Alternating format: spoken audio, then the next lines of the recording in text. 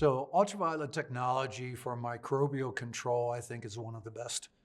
It's chemical free and it doesn't take a lot of maintenance.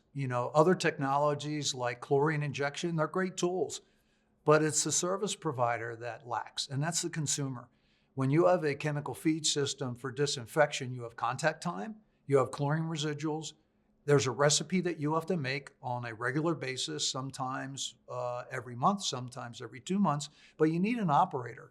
And unfortunately, in this business, consumers don't want to pay the water quality professional to be that operator every 4 weeks to 6 weeks. So I look at UV as the best alternative technology for microbial control. Now, when it comes to ultraviolet technology, there are standards for that. The lamp technology is improving, so the lamps now are using less mercury than ever before.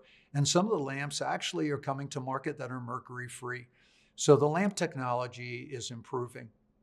The vessel technology is pretty stagnant. I mean, a stainless steel is stainless steel. It's important that ultraviolet technology is designed for the right flow rate and the right intensity, but that's all done, and the manufacturers are very transparent with that and understand the commitment they have to make to the industry.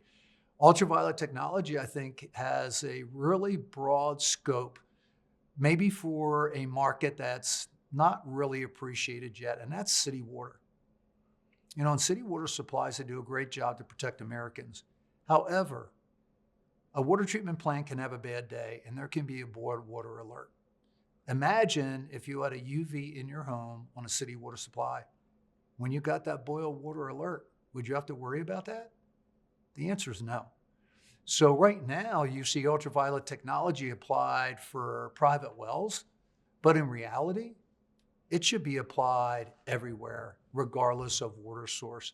UV technology is advancing too with some of the emerging contaminants like PFAS. There are some technologies or applications that actually can leverage different wavelengths of UV lamps to actually become an oxidizing catalyst to help reduce things like PFAS when you have the right medias like GAC behind it.